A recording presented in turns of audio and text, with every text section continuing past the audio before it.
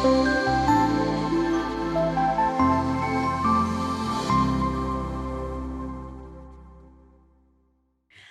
again, everyone. This is our special series that is addressing our mental wellness within the work environment and within the context of work environment. And Susanna Harkonnen and myself, we decided that let's bring our expertise, our qualifications, our certifications, and decades. I'm not going to say how many decades, but decades of experience to benefit people. Again, we are going through challenging times, and it's not just about this last year. It's generally been the last 30 years, for example, where a lot of shifts have happened within the workplace. A lot of people, we started hearing the terminology of stressed and burnt out and, I can't take it anymore, and toxicity, and all of these things that just started contributing to our everyday conversations. And yet, when it comes to now what do we do about it? How do we understand it further? We are either kind of stuck like deer in headlights, where I'm like, I don't know what now, or we are bombarded and flooded with ways and tricks and people and professionals even trying to impose onto us the way forward. Now, what we wanted to do with this series is to, again, dissect some of the elements, bring back the simplicity of what it means, and support, well, ourselves and you in understanding how to move forward. Now, I'd like to delve a bit deeper, if you don't mind, Susanna, please, into why I'm doing what I'm doing. And when Susanna told me I'm interested in doing this, I'm like, yes, I get very passionate about things that concern me. On a personal level, I got burnt out. I got burnt out a good number of times over 20 plus years. And every time I thought, okay, I'm good to go now, I'm going to just take a break, just got to kind of unplug for a bit. It just didn't support me. Now, the burnout came from many issues that we'll be addressing, but it also came from going and striving for the next step and the next ladder. So I have a doctorate degree in business, an international business to be specific, and I specialized in sustainable growth of small and medium enterprises. I say sustainable growth because I understood as well that it's not just about growing, it's about sustaining that growth. Like we were talking in the previous episode about mental wellness, we don't just reach mental wellness, we have to sustain it and we have to work towards it. So that became a passion for me because I realized that most of my career had been either with startups or small and medium enterprises.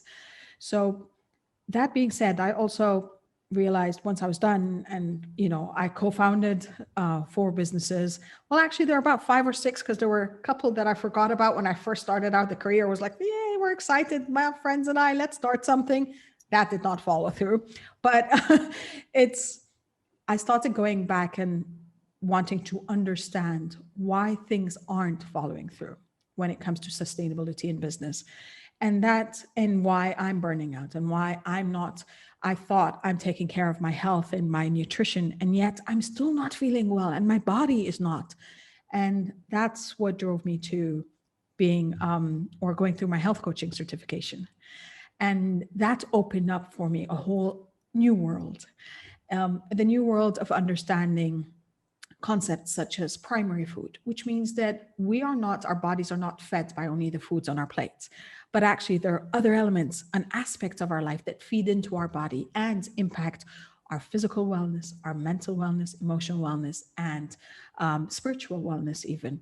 And that included our careers or our works, whatever we choose to do, our spirituality, our finances, our joy, our physical activity, our relationships. And that's why also we'll be talking about relationships within the workplace. And that then got me into gut health. Again, another psychosomatic symptom. I've not got a good gut. And our guts are our second kind of nervous system in our body. They've got the most neurons in our body after our nervous system, of course. And that got me into whole person health. And that got me into metabolic balance coaching. And for me, it was about understanding my body. It was about understanding what makes me tick, but more importantly, what makes others around me tick. And that became my passion. It's like I say that my passion and my mission became aligned together under the slogan of well, my brand is the business doctor, but more importantly, then I started coming up with the concept of being empowered to grow and understanding that empowered you empowers others. I cannot serve from an empty cup. I cannot take things forth if I don't understand where I am, what my shortcomings are, I'm not bringing negativity into how I'm assessing myself. I'm not criticizing myself in a disempowering way, but more importantly, understanding how I can empower myself, whether that be tools, tricks, people in my life, professionals that I seek, certifications if I need to. I'm that person. You don't have to be, but it's those kind of things. And then going out and saying, I love sharing. That's me again on a personal level, but I love sharing then my knowledge. I love sharing my expertise. I love sharing my experiential knowledge, which when they come together. So those kind of things made me come across and made me feel like I can do this, and I'm empowered to, when I have my dips, again, I don't flutter off my bed like a butterfly, and I don't prance around the house like a unicorn every day. That just to to bust that myth, but just understand the days, how I feel, why I'm feeling what I'm feeling, again, root cause, and how and where do I go from here. And this all came to me now that when I talk about solopreneurs, when I talk about startups, when I talk about small and medium enterprises, I understand it's not just about giving you some strategies, business strategies, or a plan, or foundation, and say, okay, you're good to go, but understanding how we're feeling through it, how we're processing through it, and how to move forth with it, provided that we are aware of whatever is happening, aware of the parameters within what is within our control, what's out of our control, how do we pivot, how to be resilient, how to be agile. And these are all things that we've heard over the last year, but we've been literally working with for so long. We just have never brought our awareness and our attention to these things. So that's kind of my story. I mean, there's a lot more where this came from, but the bottom line is, I completed my doctorate degree. I walked out of 4 businesses that I co-founded, and I still found myself not well. I still found myself unfulfilled. I still found myself looking for answers. And that I call is one of the major pivots of my life, of saying, now what? Where do I go from here? I don't want to stay here, and I don't want to mask this anymore. I want to go to the root cause. So that's a glimpse of where I come from. Now, Susanna comes from I'll say similar, just parallel universe from another thing, where she's a registered counselor, and she's had her own journey of and passion within well-being in the workplace and mental well-being in the workplace, because she's had her own experiences. Susanna, tell us a bit more about you. Well, it's quite interesting. I never draw the parallels between you and I, but I actually started with nutrition as well. Yeah. A long time ago, to clear those gut problems that has actually led me all the way to counseling degree and doing this professionally. Mm-hmm. My passion is also, in the early days, this was early in my youth, I also had a burnout. Mm-hmm. I was in 20-something. And I was working way too much, really long hours, traveling very, very, very much. And then I literally had a burnout, which woke me up, because I was a precursor in my peer group. None of them had that before me, so I was the first one to have it, and it was like, oh my God, the whole shame and the guilt and like what's wrong. Type of a thing. But it actually was a blessing. It truly was a blessing, because it took me in a completely different path. Mm-hmm. And I've always been into Chinese medicine and Ayurveda, and in particular Chinese medicine is close to my heart. So that holistic approach has always appealed to me. And then ever since then, that burnout, I've been sort of on a quest of what makes people feel better. What is the holistic concept? How can you take care of yourself in a way that makes you actually feel better and actually moves you towards the direction of being in alignment with who you are? Yes. Because to me, empowerment is about being in alignment with who you are. Yeah, sure. I know both empowerment and being in alignment with who you are sound a little bit cheesy and airy-fairy. Yes, and people are like, oh, they've been used and abused. But in essence, it really is the, what would you call it? It's a launching platform for many aspects of your life. It's I don't know if it's a launching platform. I'd have to Enabling. It's I think it's a journey. At least this, That I can for only sure. speak for myself. It has been a journey towards that empowerment. It has taken years and many detours. And if there are things out there, I've tried them, most likely. Yes, I say been there when I first started, and as the business doctor, and saying, okay, I'm going to support, especially I focus on women, work primarily with women. I'm going to support women starting their business. I used to advertise saying, been there, done that. I'll tell you how not to do it. It's just because I'm like, please don't go down that route. But now I understand that everyone needs to also try certain things to see what fits them, rather than impose an idea onto them. Exactly. And I think that for me, the whole journey about workplace well-being, and at the same time, in parallel, seeing how world of work has actually become worse. Mm-hmm. It has been a very, very interesting inner journey as well. On one hand, what makes people feel better, and then you see how the society and the world, societies and the world, is doing everything so that people don't feel better. And then we slap on these concepts and terms. It's like in management, you have certain concepts that thrive for a while, and everybody's like, oh, this is the coolest little thing. The same goes for psychologists. The same goes for mental well-being. Nowadays, everybody talks about resilience. Most people don't really know what resilience means.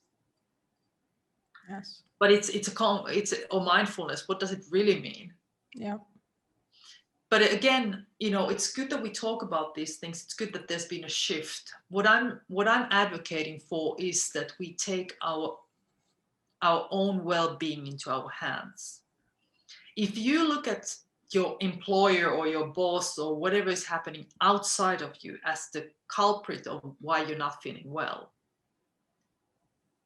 you cannot get better. No.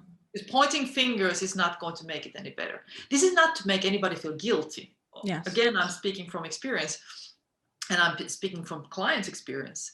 It's empowering when you know that you always have a choice. And this is something that people forget. We always have a choice. Even if it's, I say that, even if it's 5% of what you do on a daily basis or on an annual basis, it's 5%, it's 1%. There is an element of choice there. Look at living, like unhappiness at work, in the workplace. You are unhappy at work. You have a choice. You can leave the job, and there will be financial and other consequences. Yeah. But that's a choice. Yes. Or you don't choose to stay, and there will be consequences, maybe on your health or your relationships or both, and so on and so forth. You can choose to stay and work on something that makes you more detached from your situation.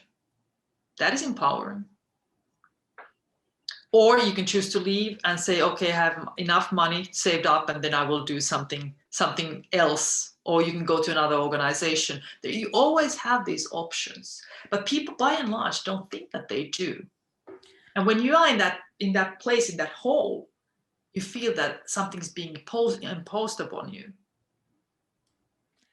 And I'm advocating for breaking that mold and saying, like, my circumstances may not be ideal. I may not like them. I may actually dislike them a lot, but I'm still empowered to make those decisions. All I have to do is to live with the consequences. What exactly I was just about to say. I say that you're going to be paying the price anyway. So at least you get the choice which price you want to pay, or towards what. Towards doing something that you are more fulfilled and gratified doing. And yet, again, it could have the financial implications. It could have the esteem implications. It could have other costs that you will be paying versus, okay, I'm doing this because I've got the title, I've got the money, I've got the certainty, but there are other costs I have to pay. It's like you're paying your dues. You're paying your dues anyway. I get to choose which account I'm paying for. And I'm not saying it was for me, for example, when it first started, when I walked out of corporate, it was a major choice. It's like, seriously, but I walked out again because my reason then was we just had our son and I wanted to be with him. We had been trying for years and stuff. And I knew that stress in work really impacted me physically, that I did not want to get to the point where I cannot take care of our son. And I made the choice, but I had to bear the consequences of that choice. And then I went into private business and I had to bear further consequences. And you say you burned out once. I burnt out. Not only once. Yeah, exactly. I mean, I'm a serial burnout. Burnout is painful. It is painful. Yeah. And again, it's a choice how you want to come back from that. And what do you do beyond that? I mean, do you go back and do the same loop all over again? It's just, again, a Band-Aid slapped on or not. But from your perspective as well, Susanna, now beyond and where you came from and understanding how you wanted to serve, you did your master's and then you went through a plethora of certifications. So tell us a bit more about what more are you certified in, because you also came from the holistic view of I want to support in many aspects. Yes, I do have, I love knowledge as well. I love researching and I tend to go pretty deep when I get interested in a topic. I was really into, mindfulness. I was lucky to be out there when Kabat-Zinn started talking about mindfulness, and I thought it was going to change the world. Actually, it has changed the world quite a bit, but yes. It still is not a cure-it-all, like nothing is. So mindfulness, positive psychology. I'm also certified in trauma. I'm a certified clinical trauma professional, and I am a certified grief therapist as well as a coach. Yeah. And I have done multiple certifications in terms of my professional development, like separate smaller ones, because it's actually a requirement when you are a counselor. You have to do ongoing education. So it's not even a choice, but I don't mind that at all. Which brings us actually now talking about professionals in the mental health field. The ones that are, as you were saying in the previous episode, the ones that are supervised, the ones that have to go through the ongoing certifications and ongoing accreditations and kind of to ensure that they are serving from the most professional of standards. Now we heard these terms a lot, and not a lot of people understand the difference between what they do and their scope of work and the scope of how they could serve actually. So we've heard of psychiatrist, psychologist, therapist, counselor, and possibly a few other terminology. These are not coaches. These are not, I mean, they could have further coaching certifications and they use those within their work, but these are people that have been certified one way or another through studies, kind of long-term studying and certificates to support us in our mental health. So can you delve a bit deeper into that, just so we can simplify for people to understand the scope of their jobs? Yeah, it is a confusing field. It really is. Mm-hmm. And even, among professionals, each country tends to have its own legislation. Mm-hmm. So I'm a registered counselor in Australia, but that kind of title doesn't, for example, exist in the US or in some other countries. So wherever you are located, it's important to understand what the fundamentals are for that particular country. Yeah. But to make it really simple, let's start with the most simplest definition: psychiatrists, and then the rest. Psychiatrists are medical doctors that have been trained in mental illness. Okay. So they are that went to medical school and they went specialized. Yes. They have a doctor's, they have their MDs, and then they have a specialization in psychiatry. So those are the kind of people that you would be looking for if you had a mental illness. Mm-hmm. And those are the people that will help you with things like schizophrenia and psychosis, and they are qualified also to prescribe medication. So that's the only group of mental health professionals that can actually prescribe medication. And it's a good idea if you take medication, if you really think that you need medication, go and see a psychiatrist rather than an average normal doctor, because that person is better equipped to really assess your situation.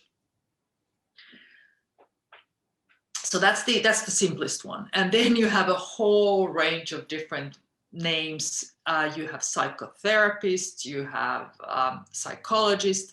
For example, in here in Switzerland where I live, in order to become a psychotherapist, you first need to be a psychologist or a psychiatrist. Okay. Then you have other countries where you can become a psychotherapist because you're a nurse or a licensed social worker, okay, or a counselor. But that's also a degree still. It's still a degree, and in Switzerland, for example, it's a protected degree. So I cannot call myself a psychotherapist unless I have a degree in psychotherapy. Okay. Yeah. In other countries, psychotherapy is different. You can get that degree with something else. So depending on where you are, it's important to educate yourself about, if you're looking for a professional, find out about what that means. Okay. There are the good thing about mental health field is that it's a fairly regulated field. So you cannot just call yourself something without having those qualifications.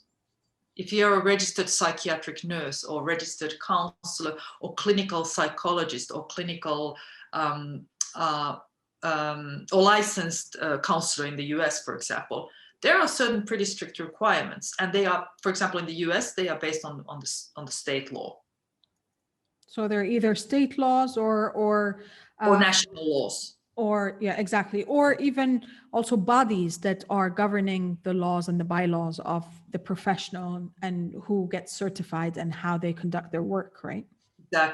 Exactly. So a mental health professional, in the best case scenarios, is somebody who belongs to a professional body that guarantees their professionalism, mm-hmm. and supervises it, actually makes sure that these people do their amount of ongoing education per year, have a supervisor, and adhere to certain ethical standards, exactly. As well.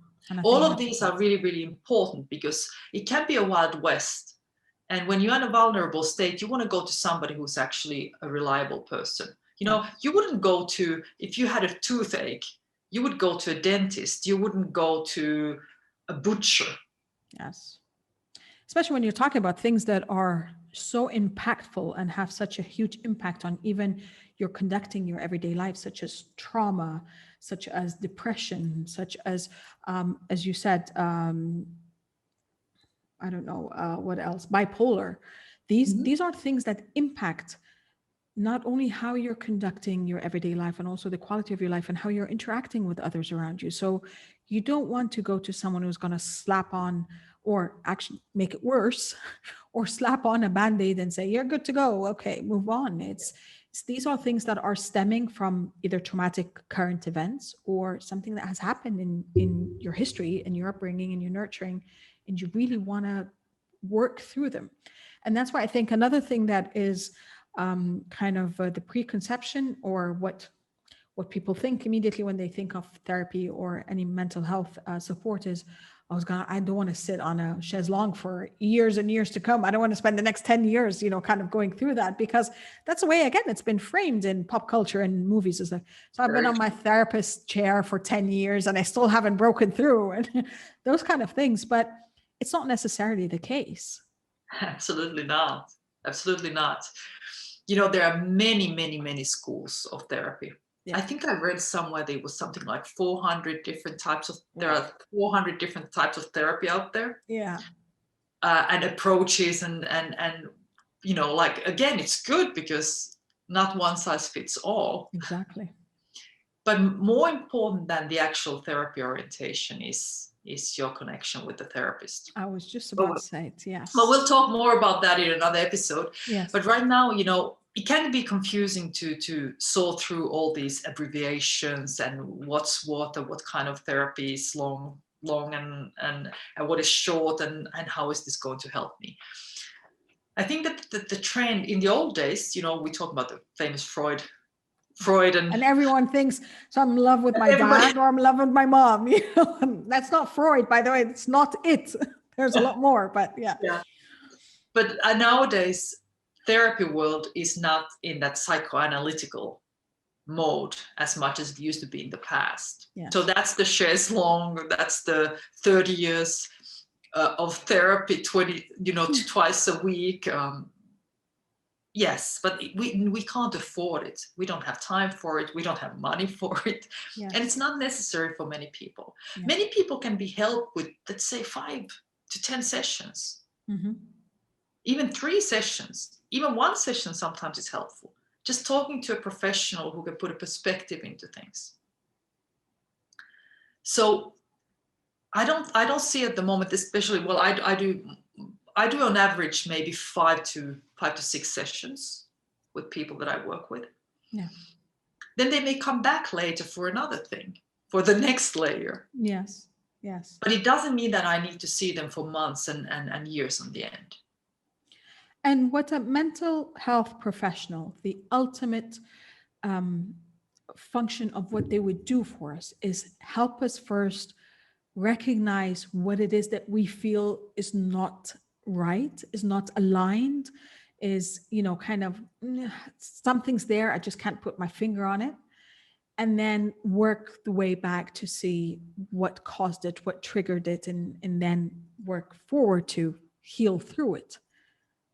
It can be one way, it really depends, because again, we're talking about on case-by-case basis, but yes, of course, therapy, and when we talk about therapy, I mean also as for mental health work, it goes back into your past. Yes.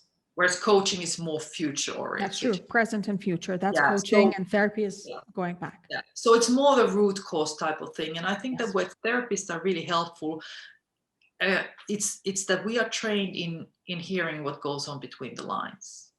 Yes. And we're more trained in the underlying hidden things, because 95% of us is unknown. It's hidden from ourselves. That's true. So that's why having somebody else who can reflect that back is really helpful, because it often enables you to tap into things that you've been afraid of or you didn't even know existed. Yes. And then start the healing process. A mental health professional will not heal you, and they will not give you advice unless there are certain therapy orientations which are pretty directive. Mm-hmm. But on average, a therapist's role is not to judge you or give you advice or make you feel better. It's to work in collaboration for you to find the root causes, and then methods and ways that will enable you to heal. Facilitate your own processing and discovery journey. Yeah. Exactly. In the ideal world, that's really, really what happens. And that's where the good therapeutic relationship really is important. Yeah. That trust with the person that you're working with. And the beautiful thing is that even if you're going to therapy or you're working with a psychiatrist or even a counselor or anyone, you can still also be working with a coach, an alternative healer or something like that, because they and a lot of times they complement one another in serving you. Okay, absolutely. And that's the ideal, is that you take care of your body. You can go to acupuncturist, you can have a good diet, you can go and see a therapist. All of these things work together. Yes. Which again, back to the holistic approach. But I want to also make something really clear here. You're not expected to do all of that at the same time, because that is the part that overwhelmed us to start with. It's like, you got to do this and this and that. And if you don't wake up if you're not part of the 5 a.m. club and you're not, watching the sun, and you're going to bed by sunsets and those kind of things. And people's like, what do? I don't have enough capacity and bandwidth to process through all these things and sit and do my meditation and my journaling and the yoga and the cold showers and still get to my therapist and still have a life. I actually made a calculation at one point in my life of all the advice that I had been given, mm-hmm. of what I should be doing to feel well. Mm-hmm. And it started 4:30 a.m. mm-hmm. and it ended at 3 p.m. with no breaks. And you're supposed to go to bed by maximum 10 p.m. because, that's part of the rhythm and you can't. Exactly. It doesn't work that way. No. We should give ourselves a break. It's good Yes. to get advice and it's good to have a holistic approach, but give yourself a break.